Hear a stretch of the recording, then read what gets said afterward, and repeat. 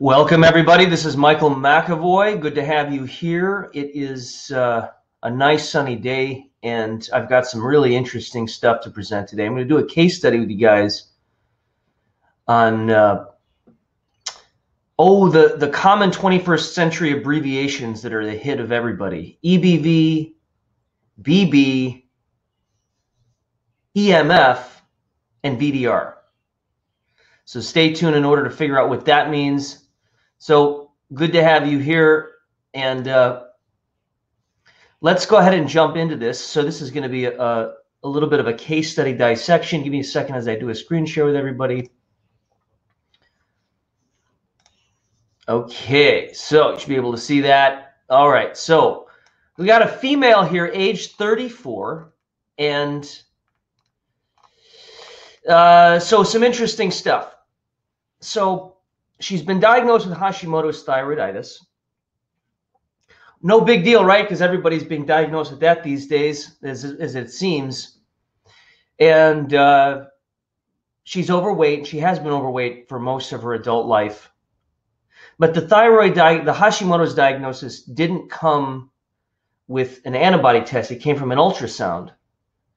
So we actually don't even have any data on antibody activity. So whatever the case may be. She also suffers from fatigue, joint pain, what also appears to be connective tissue pain. She's got a high histamine response. She's got gastrointestinal pain. She feels feverish a lot of the times. She has muscle pain and flu-like symptoms. So this just kind of rounds off the top of the most common symptoms that she's going through and experiencing. All right, so as we look through some of the lab tests here, this is from the True Report. So we see that she's got a low BUN, so a dietary protein need. She's got this metabolic acidosis pattern showing up here, a low bicarbonate, high chloride. Okay, so there's some electrolyte disturbance issues. And we also have to appreciate that the kidneys regulate the acid base. So, we don't see any changes in the creatinine is not aberrant, but we know that the kidneys regulate it. So it just kind of leads me to ask questions about, well, what's going on in the kidneys? What else do the kidneys do besides regulate the acid base? Well, they also convert 25-hydroxyvitamin D into calcitriol. Well, so we're going to talk about that coming up in a little bit. All right, so what else do we see here? We see an elevated globulin of 3.1. That could be an immune response marker. It's mildly elevated. We see that the ALT and the AST are mildly decreased. That could be a B6 deficiency marker. Here, this is curious. We've got a low serum iron of 44, but a normal ferritin. Now, whenever I see a low iron or a low ferritin, I'm going to look at the CBC, and I'm going to check out, well, what's going on with the MCV and the hemoglobin? Well, we see that her MCV is actually low at 83. Well, we know that the mean corpuscular volume is a size measurement for red blood cells. And when we have a low MCV, that's microcytosis, where the red blood cells are abnormally small, and that's because of an iron deficiency. So her serum iron is low, but her storage iron is not. So there's something going on with her iron utilization. She's not utilizing iron intracellularly. It's not being converted. It's not being converted into appropriately sized red blood cells. We see that the eosinophils are mildly high at 4. The white blood cell count is borderline elevated at 7.3. Let's come down to the next page. So here's her thyroid markers. Now she is taking levothyroxine, so she's taking synthetic T4. But accordingly, none of her thyroid functional markers have ever been aberrant. Her TSH has always looked good. Free T4, free T3 have always looked okay. The free T3 is actually a little bit on the low side. Okay, so that could be a conversion issue. So you're thinking about glutathione, oxidative stress, thinking about cortisol as factors that can decrease the T4 to T3 conversion. We see she's got a high copper, low plasma zinc. That is an inflammatory indicator. The ceruloplasmin looks okay at around 37. And now here, check this out. 25-hydroxyvitamin D is low at 26. But her 125 vitamin D3, also known as calcitriol, is 60. It's more than twice her 25-hydroxy. Well, that is a big indicator of a lot of different things. And if there's going to be any title to the name of this webinar support call today, it's going to be "Or for the vitamin D receptor." And we're going to talk about at least 3 of the many different pathogenic variables that can influence and hijack the activities of 25-hydroxyvitamin D and its conversion into calcitriol and the actual utilization of calcitriol at the nuclear level. All right, so moving right along here, her doctor was kind enough to test some of the viral stuff that I had suggested that she test for. Even though she doesn't have any symptoms of herpes simplex 1 or 2, we had those tested anyway. Those were negative. And oh, look at what we found here. Isn't this interesting? Epstein-Barr virus, the early antigen titer, coming back positive. Well, what do we have from the Mayo Clinic? You can go to the website, look it up. The presence of antibody to the early antigen of Epstein-Barr virus indicates that Epstein-Barr virus is actively replicating. Generally, this antibody can only be detected during active Epstein-Barr virus, such as in patients with infectious mononucleosis. Clinical studies have indicated that patients who have chronic active or reactivated Epstein-Barr virus infection commonly have elevated levels of IgG class antibodies to the early antigen of Epstein-Barr virus. Well, what does the scientific literature have to say about the role of Epstein-Barr virus in autoimmune thyroid diseases? This is probably the most recent and important smoking gun piece of literature that showed that when they're looking at the expression of latent membrane protein Epstein-Barr virus, as well as the small nuclear non-polyadenylated RNAs of Epstein-Barr virus stuff. And so they found that the Graves' disease specimens did not contain any of the LMP1s, but 34.5% of the Hashimoto's cases did contain the LMP1s in the follicular epithelial cells in the infiltrating lymphocytes. So the infection is in the lymphocytes as well as in the epithelial cells. The EBER nuclear expression, which is the RNA protein that they're testing for, was positive in all Hashimoto's thyroiditis LMP1 cases. And 62.5% of Graves' disease cases. So bottom line, 80% here and 34% here. Does that mean that if you're working with somebody with Hashimoto's, you should be assessing Epstein-Barr viral activity? Absolutely. But I want to go back. Let's go back and look at the lab, because almost everyone in the human population has been exposed to Epstein-Barr virus, right? And so we see that there's the viral caspid antibody is positive. That doesn't mean anything. That doesn't mean anything now. If you see a VCA IgA or an EBNA IgG, that does not mean active viral replication. The early antigen antibody, according to the Mayo Clinic, does. Okay, so there's associations here. There's evidence that there's Epstein-Barr virus. Now, let's talk about Epstein-Barr virus. So remember, we were looking at calcitriol, the active form of vitamin D3, the actual steroid hormone, corticosteroid hormone, was elevated in response to the 25-hydroxy. That ratio should be 1-to-1. Okay, I'm going to tell you right now that the ratio of 25-hydroxy to calcitriol is ideally 1-to-1 or close to 1-to-1. When you start to see 1-to-2, when you start to see calcitriol double that of 25-hydroxy, there's something going on that you need to start investigating and checking out, because guaranteed it's going to cause complications. Okay, so here is the mechanism by which Epstein-Barr virus hijacks the vitamin D receptor. So calcitriol, which is generated in the kidney from 25-hydroxy vitamin D, is transported to the cell nuclei, where it then is transported and binds to the vitamin D receptor at the cell nucleus. So the VDR, the vitamin D receptor, is a nuclear binding site for calcitriol.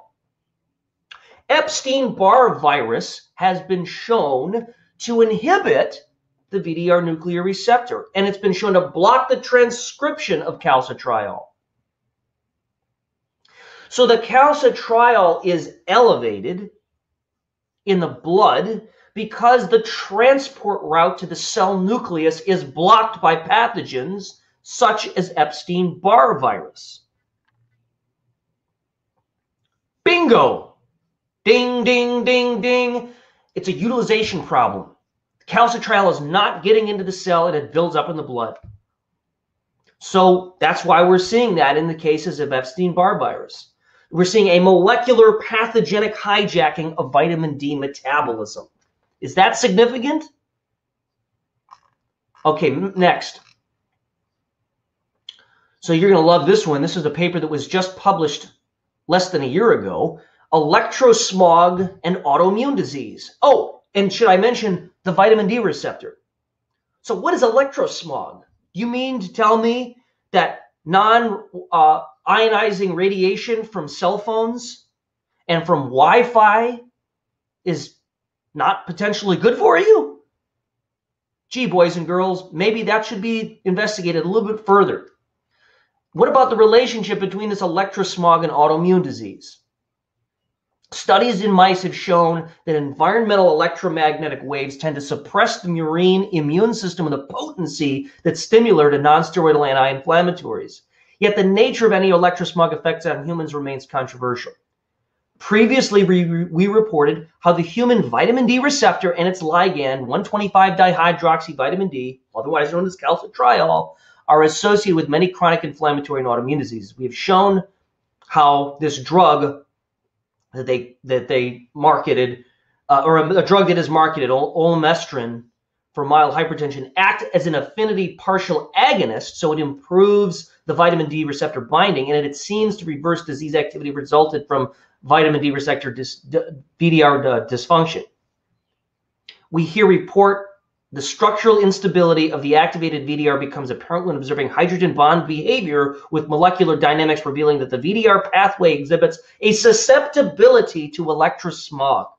Further, we note that the characteristic modes of instability lie in the microwave frequency range, which is currently populated by cell phone and Wi-Fi communication signals, and that the susceptibility is ligand dependent.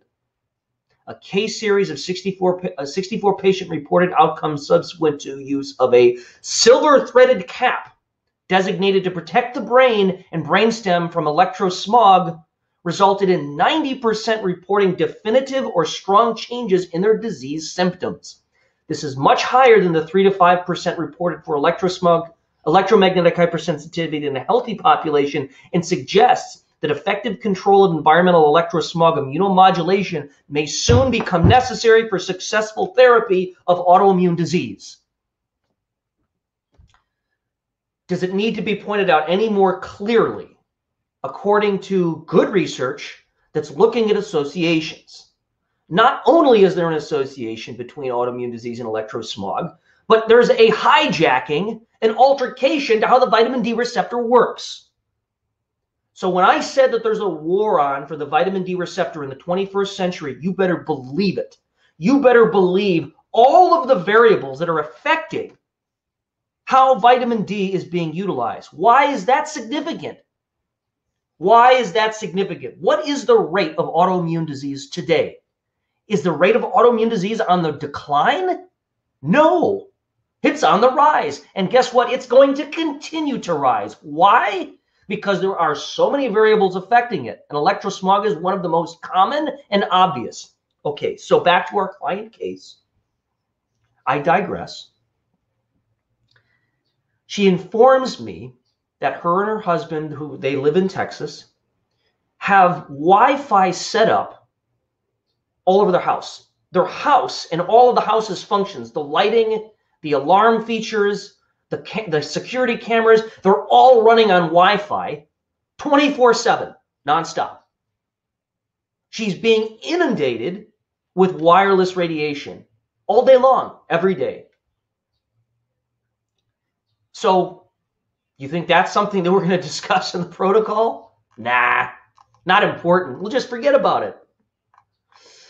Okay, so the initial protocol was let's clean the slate. Let's get you on a clean diet. So her diet was absolute garbage, as it oftentimes is. So we cleaned that up. We got her on the AIP, autoimmune, whatever you call it, paleo thing. And it's just an elimination diet, and you're just really cleaning things up. That was a huge step for her, but she did it, and she lost 23 pounds, which is a great improvement. She had some improved energy and a few other features. Nice symptom improvement, but there's still obviously a little work to do. Got her on Pure Vita CBD oil, 25 milligrams daily. This reduced her pain, and she was able to stop taking Advil, which was recommended to her by her doctor. She missed a day of the Pure Vita CBD oil, and her pain came back with full force. So we know that the CBD is working to mediate pain and to prime her immune system, if you will. I also had her initially recommend the Megaspore probiotic 2 daily, and this was reportedly reducing her histamine symptoms of watery eyes and itching and all that stuff. Okay, so we're just kind of clearing the ground a little bit. Some follow-up testing. Did an Armin test with Armin Labs in Germany. She tested to have weak positive activity for Borrelia. So Lyme, the Lyme Borrelia bacteria. So the OSP is the outer surface protein, and she tested weak positive. So her lymphocytes, this is this test is known as the ELISpot. The ELISpot is a lymphocyte reactivity test that monitors the expression of the T cell lymphocytes, not the B cell antibody lymphocytes, but the T cells. Remember that it's the T cells that are producing the inflammatory attack that is often reflective of symptom activity. So she tested weak positive on the ELISpot for Borrelia. And then you see on the upper right, this is the Seraspot, so all the antibody stuff, all negative. So there's no antibody made to any of the Borrelia pathogens. So the T cell was weak positive. So that's enough evidence for me to suggest that she's been exposed to Lyme. It's in some form, and her immune system has mounted a weak attack against it. She also tested positive ELISpot, weak positive to Chlamydia pneumoniae. That is a bacterium. So there's all kinds of stuff that's going on here that's going to need to be addressed. Now check this out. This was from a paper done in 2012 where they cited a paper here that talks about Borrelia burgdorferi reducing the vitamin D receptor expression by 50 times in monocytes and some other bugs too, like Shigella. So there is a war on for the vitamin D receptor. It's as simple as that. And so this is the major challenge of 21st century, is how to address all of the factors that are affecting vitamin D activity. We need vitamin D to turn on our immune system. Our macrophages cannot effectively be activated without the vitamin D receptor binding. We've got to be able to activate and free up our vitamin D receptor from all of the pathogenic and toxic influences that will shut it down. So the good thing is that when we start implementing changes and protocols that address these things, when we so quote unquote surround the dragon, if you will, so to speak, surround the dragon, hitting it from as many different angles as possible, addressing as many different variables simultaneously, creating too much D to calcitriol ratio should improve and normalize closer to a 1-to-1 ratio. It should normalize, it should improve, that calcitriol should come down. And that would indicate to us that her vitamin D metabolism has improved and her immune system has become more resilient, which is the key I might address. The key is not killing the bugs. The immune system should be doing this. The immune system needs to be made stronger, and we need to remove the variables that are inhibiting the immune system's ability to create homeostatic balance. Okay, so we're going to maintain AIP, we're going to maintain CBD, and we're going to maintain the megaspore. What I want to do next is to address the Epstein-Barr virus. And that is the first, that as long as the electrosmog, addressing that, those are the first things that I want to, that's what I want to do. So we're going to use a four-pronged approach, and it's also going to, that four-pronged approach is also going to, in part, prime the immune system, because we are using some GC-MAF from the Bravo. So Bravo yogurt is a phenomenal way to get this wonderful, wonderful protein, GC-MAF, glycosylation macrophage, activating factor, into the body. We've got some interesting clinical case documentation showing its effect. And it's something that people like doing because they can make the yogurt at home. They can culture it themselves. They can make it and they can create it. And they can take a couple ounces daily as a food rather than as a supplement. Anytime you can use food over supplements is a good thing. So GC-MAF is a macrophage activating factor that assists the macrophages, which is one of the key immune cells, in being able to adapt to viral activity, to be able to so GC-MAF inactivates nagalase, which is what viruses use to mask and hide from the immune system, to do all kinds of things that prevent vitamin D from being utilized. So GC-MAF Bravo yogurt is on the list, but we're also going to use monolaurin, which I believe, at least in theory, strips viral lipids. It helps as a kind of a solvent of the viral lipid protein, the viral lipid matrix. We're going to use Scutellaria bicalensis in the form of bacolin, which is the primary flavone extract derived from Chinese skullcap, Scutellarias, Chinese skullcap. We're going to go 250 times 3, and that is a starting dose. That's a, that's kind of a conservative dose. We could go as much as 1,500, but we're going to just go with that. And we're also going to add in MediHerb, which is one of the best herbal companies, and actually have the product here. Here it is.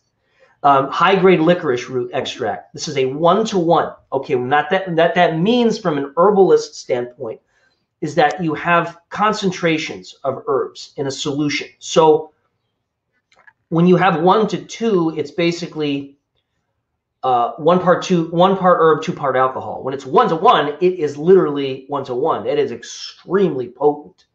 So we're doing half a teaspoon twice daily of the MediHerb licorice root extract. That's high grade, so that's extremely potent. Why licorice?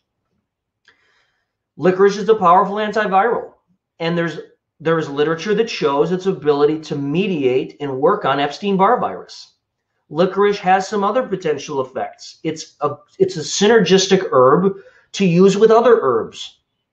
It's used in formulas to harmonize herbal formulas. It's a harmonizing herb. It works to kind of create a synergistic effect of all of the herbs that you're using together. Licorice also has an ability to draw out the life of cortisol, which could be of benefit in use because of cortisol's neuroendocrine immunological response in the body. So we're also going to play with adding a few other things here. We're going to add in the Pure Encapsulations Liver GI Detox. That's a kind of a general hepatodetoxification protocol. So we want to work on the lymphatic system. We want to work on the lymphatics in the liver. We want to get the lymphatic system, which is the major route of nutrient delivery and toxin removal from the tissues. We want to get the lymphatics going. So we're going to use the GI liver detox in combination with sauna therapy 3 to 5 days a week. And her husband is on board with building an infrared sauna.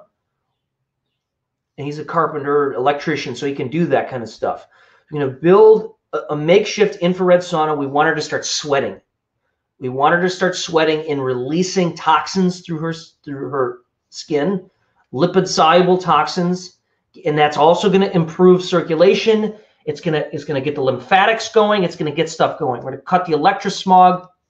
We're going to get her on the trace minerals supplement to start to balance out the zinc to copper activity. It's going to contain 30 milligrams. That'll be about 30 milligrams of zinc and a couple hundred micrograms of molybdenum to create a zinc copper balance. So the overall objectives here is let's work on the Epstein-Barr first. Let's cut out the electrosmog. Let's mediate the lymphatics in the liver. Then we'll work on the gut. And then if there's any other bugs remaining, like the Borrelia, Ellie spot, we'll work to potentially address that. But we've got to work on getting that vitamin D receptor back online. And I feel confident we could do that with the combination of stuff that we've got going here, especially with the GC-MAF, especially with the antiviral support, because again, she did test for that early antigen Epstein-Barr viral titer. So we've got to get these things turned on. Don't want to overwhelm her. This is a good starting point. We can continue to work later as we work. We're going to track the symptoms, and it's important to do that because the symptoms of pain and flu-like symptoms, those are definitely viral. Those definitely seem to be viral, but they can also be related to the Lyme too. So that's the protocol.